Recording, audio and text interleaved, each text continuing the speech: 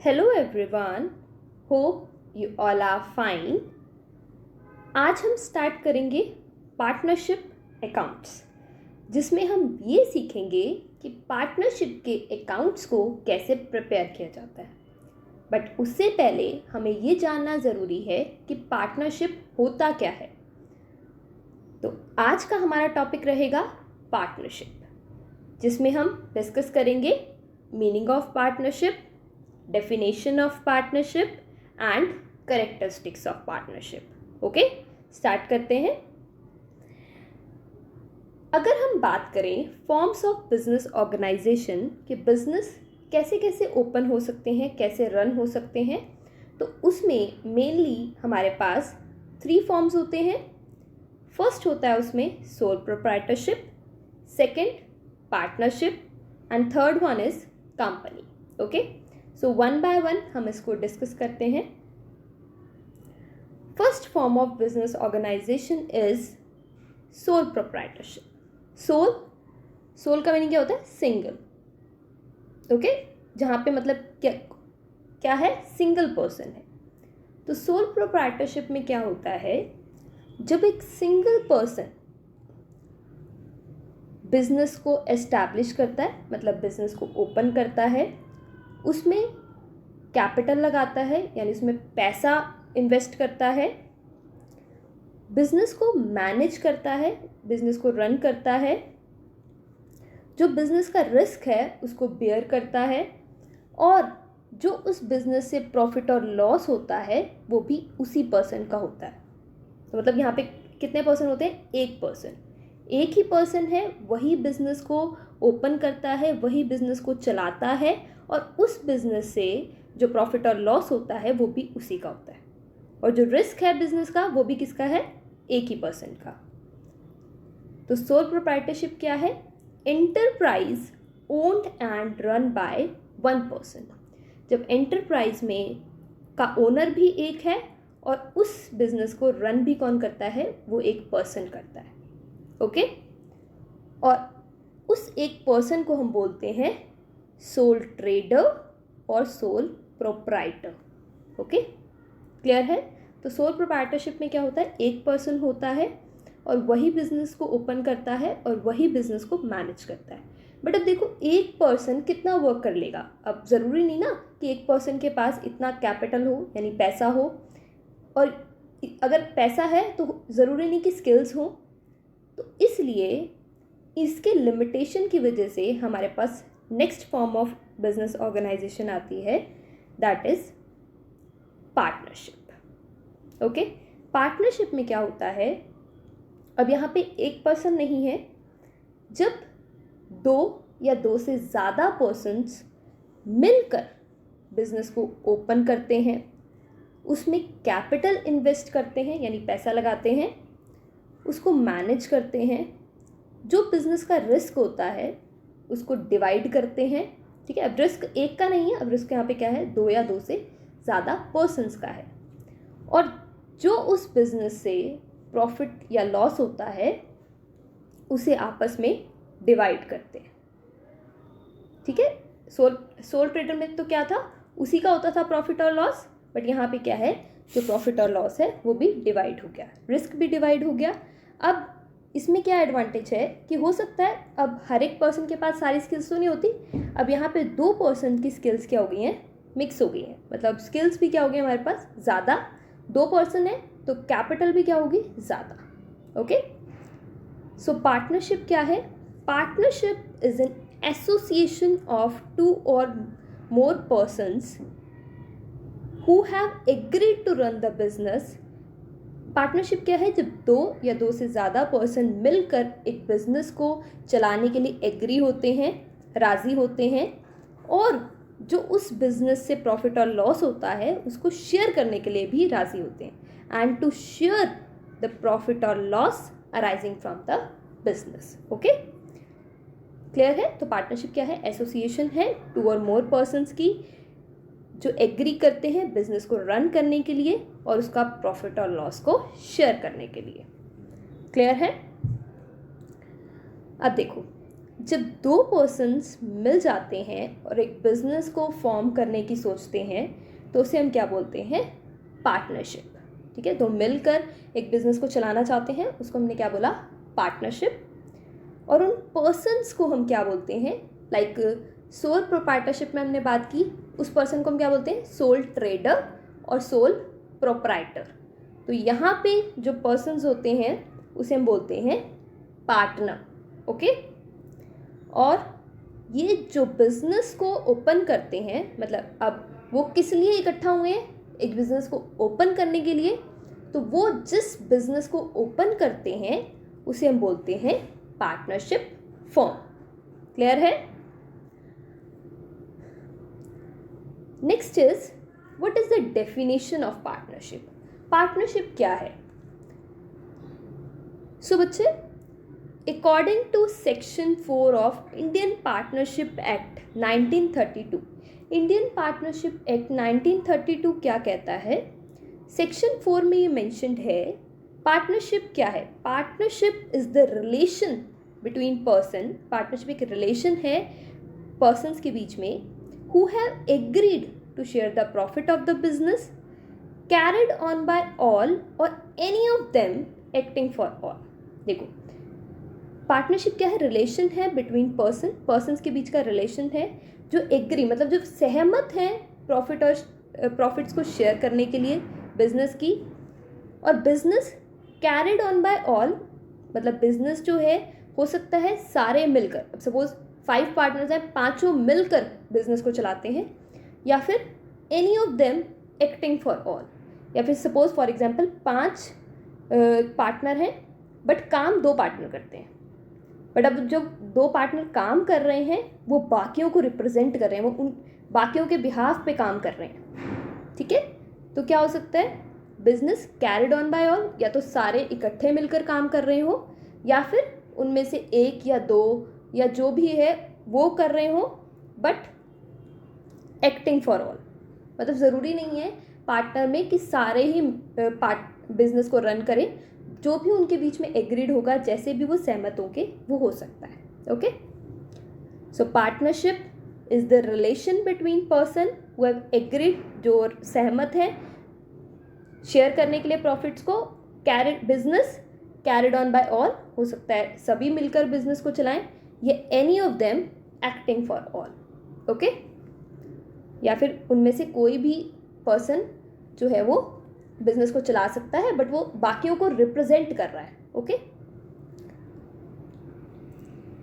Next is essential features और characteristics of partnership. अब हम पार्टनरशिप के बारे में थोड़ा और जानते हैं, तो उसके लिए हम अब उसके कैरेक्टरिस्टिक्स देखते हैं कि पार्टनरशिप एक्चुअली है क्या।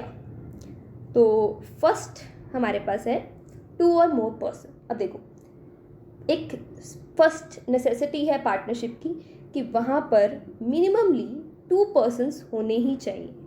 कोई पर्सन अपना ही पार्टनर नहीं हो सकता। ओके, तो पार्टनरशिप होने के लिए मिनिमम कितने पर्सन्स चाहिए? 2।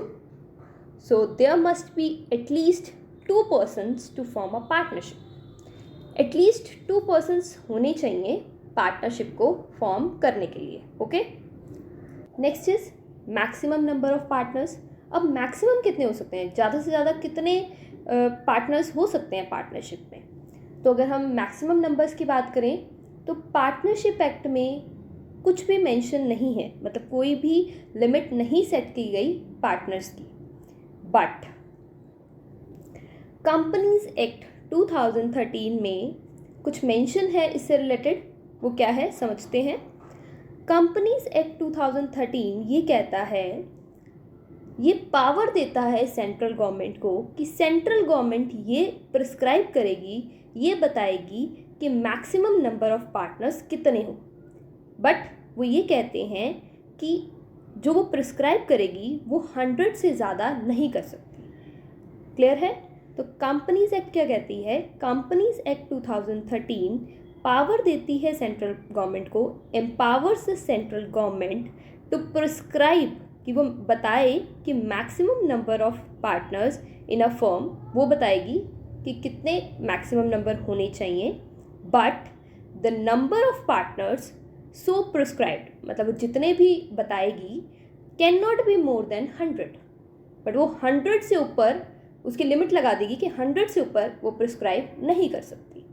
मतलब कंपनीज एक्ट के अकॉर्डिंग अब ये सेंट्रल गवर्नमेंट के ऊपर है कि वो कितने मैक्सिमम नंबर ऑफ पार्टनर्स को अलाउ करती है पार्टनरशिप में, और सेंट्रल गवर्नमेंट ने प्रिस्क्राइब किया है कि कितने पार्टनर्स हो सकते हैं, 50 पार्टनर्स। ठीक है, तो यानी अगर आपसे कोई पूछे कि मैक्सिमम नंबर ऑफ पार्टनर्स कितने हो सकते हैं पार्टनरशिप में, that is 50। But central government के पास कितनी पावर है, 100 तक की, कि वो 100 तक प्रिस्क्राइब कर सकती है। बट सेंट्रल गवर्नमेंट ने कितना प्रिस्क्राइब किया है, 50। तो हमारे पास मिनिमम नंबर ऑफ पार्टनर्स हो गए 2 और मैक्सिमम हो गए 50। क्लियर है? Next is agreement. Partnership form होने के लिए जो पर्सन्स हैं उनके बीच में एग्रीमेंट होना ज़रूरी है। ओके, अब क्वेश्चन ये है कि अगर मैंने आपको कह दिया कि आज से हम पार्टनर्स और हम भी बिजनेस स्टार्ट करेंगे, तो क्या हम पार्टनर्स हो गए? क्या पार्टनरशिप फॉर्म हो गई? The answer is yes. अब देखो, पार्टनरशिप होने के लिए एग्रीमेंट होना ज़रूरी है, बट ये ज़रूरी नहीं है कि वो एग्रीमेंट रिटन ही हो। एग्रीमेंट जो है वो रिटन भी हो सकता है और ओरल भी हो सकता है। क्लियर है? तो सेकंड इंपॉर्टेंट कैरेक्टरिस्टिक है एग्रीमेंट। और जो रिटन एग्रीमेंट होता है पार्टनर्स के बीच में, उसे हम क्या बोलते हैं? उस एग्रीमेंट को हम बोलते हैं पार्टनरशिप डीड। इसके बारे में हम आगे डिटेल में डिस्कस करेंगे। ओके, तो सेकंड इंपॉर्टेंट कैरेक्टरिस्टिक है एग्रीमेंट, कि एग्रीमेंट होना ज़रूरी है, बट ये ज़रूरी नहीं है कि एग्रीमेंट रिटन ही हो। Agreement can be written, agreement can be oral. Okay, next characteristic is lawful business. अब हमने बात की जब 2 या 2 से ज़्यादा पर्सन मिलकर एक बिजनेस को ओपन करते हैं, चलाते हैं, तो एक इम्पॉर्टेंट बात यह है कि वो जो बिजनेस है वो लॉफुल होना चाहिए।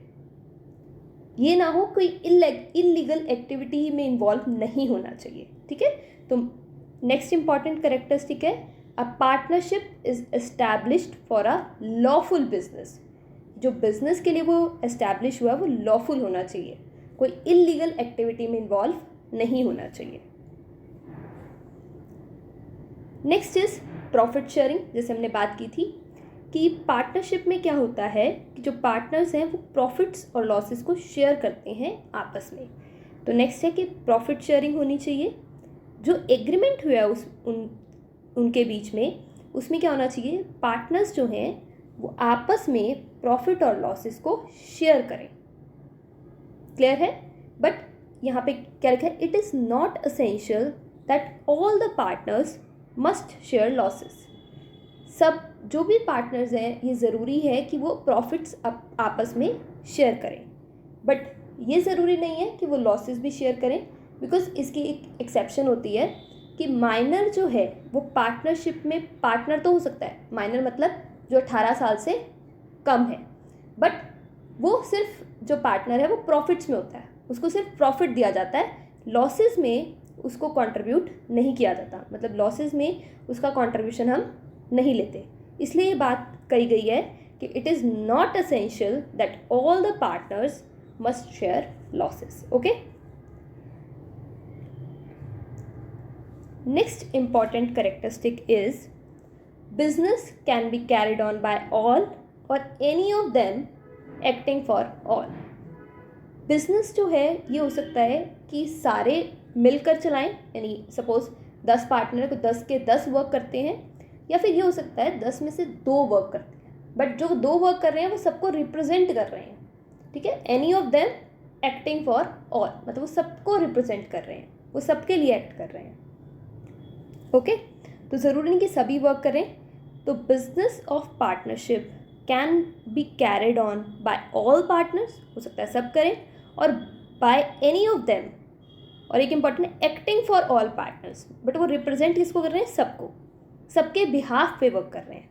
इन अदर वर्ड्स, इससे हम ये कह सकते हैं partners are agents as well as principals. तो यहाँ पे पार्टनर्स जो हैं उनके पास दो रोल्स होते हैं, एजेंट्स भी और प्रिंसिपल भी। अब as an agent he represent other partners. As a agent क्या होता है, जब वो कोई काम करता है तो वो दूसरे पार्टनर्स को रिप्रेजेंट करता है, मतलब जो वो काम कर रहा है वो ये दिखाया जाता है कि वो सारे पार्टनर्स कर रहे हैं एक तरह, और उस जो वो करेगा वो बाइंड करता है बाकी पार्टनर को, मतलब वो जो भी काम करता है उससे बाकी पार्टनर्स भी बाइंड हो जाते हैं। क्लियर है? तो एज एन एजेंट वो दूसरे पार्टनर्स को बाइंड करता है, ठीक है, वो कुछ भी करेगा उसके लिए बाकी पार्टनर्स भी रिस्पॉन्सिबल होंगे मतलब। Next is as a principal, और एज अ प्रिंसिपल वो बाउंड है, अगर दूसरा पार्टनर कुछ काम करता है तो वो भी बाउंड है उसकी एक्टिविटी से। As a principal he is bound by the act of other partner. But हाँ, एक इम्पॉर्टेंट है, वो बाउंड है एक दूसरे के साथ, बट उस केस में जब वो वर्क जो है वो पार्टनरशिप के लिए किया जाए, जब वो बिजनेस के लिए काम किया जाए। ओके, तो नेक्स्ट क्या हो गया, business can be carried on by all or any of them acting for all. और जो पार्टनर है उनके बीच में जो रिलेशन होता है वो कौन सा होता है, प्रिंसिपल एंड एजेंट, और इसको हम बोलते हैं म्यूचुअल एजेंसी। ओके, सो एक बार रिवाइज कर लेते हैं। पार्टनरशिप क्या है, फर्स्ट है 2 और मोर पर्सन। पार्टनरशिप में मिनिमम कितने पर्सन होने चाहिए, 2, और मैक्सिमम कितने, 50। सेंट्रल गवर्नमेंट के पास पावर है कि वो सेट करे, और सेंट्रल गवर्नमेंट ने कितना प्रिस्क्राइब किया है, 50। Next is agreement. एग्रीमेंट होना ज़रूरी है पार्टनरशिप के लिए। एग्रीमेंट कैन बी ऑरल, वो बोल कर भी हो सकता है और लिख कर भी हो सकता है, ऑरल भी हो सकता है और रिटर्न भी। Next is lawful business. जो बिजनेस वो चला रहे हैं वो क्या होना चाहिए, लॉफुल होना चाहिए, ठीक है, कोई भी इलीगल एक्टिविटी में इन्वॉल्व नहीं होना चाहिए। Next is profit sharing. जो भी पार्टनर्स, जो भी पर्सन्स इन्वॉल्व हैं वो जो बिजनेस का प्रॉफिट है उसको शेयर करें आपस में। Next one is mutual agency. जो पार्टनर्स हैं वो एक दूसरे के प्रिंसिपल्स और एजेंट की तरह वर्क करते हैं। क्लियर है? होप आपको अब क्लियर होगा कि पार्टनरशिप है क्या। अब देखो, जैसा कि हमने अभी डिस्कस किया कि पार्टनरशिप में मैक्सिमम पार्टनर्स कितने हो सकते हैं, 50, यानी 50 से ज़्यादा यहाँ पे नहीं हो सकते पर्सन। ओके, बट अगर मुझे बहुत ही बड़े स्केल पे बिजनेस इस्टेब्लिश करना है तो क्या 50 लोगों के पास इतना पैसा होगा कि मैं बहुत बड़ा बिजनेस इस्टेब्लिश कर पाऊँ? तो इसके भी कुछ लिमिटेशंस हैं। तो इसी की वजह से अब हमारे पास थर्ड फॉर्म ऑफ ऑर्गेनाइजेशन आई, दैट इज कंपनी। कंपनी क्या है, company is an incorporated association. Company एक रजिस्टर्ड एसोसिएशन है जो रजिस्टर्ड होती है कहाँ पे, कंपनीज एक्ट में। ओके, इसमें क्या होता है, बहुत सारे पर्सन्स मिलकर बिजनेस को ऑपरेट करते हैं, मतलब ओपन करते हैं और उसको रन करते हैं, और यहाँ पे कुछ भी मैक्सिमम लिमिट स्पेसिफाइड नहीं होती। लाइक अब पार्टनरशिप में तो है ना कि 50 से ऊपर नहीं हो सकते, बट कंपनी में ऐसी कोई भी लिमिट नहीं है। यहाँ पे कितने भी पर्सन्स हो सकते हैं, और यहाँ पे जो पर्सन्स होते हैं, जो ओनर्स होते हैं, उसको हम बोलते हैं मेंबर्स। ओके, तो कंपनी क्या है, इनकॉर्पोरेटेड एसोसिएशन ऑफ इंडिविजुअल्स है जो ऑपरेट करती है किसको, बिजनेस को। क्लियर है? होप आपको ये क्लियर होगा। Thank you so much for your attention. Have a nice day.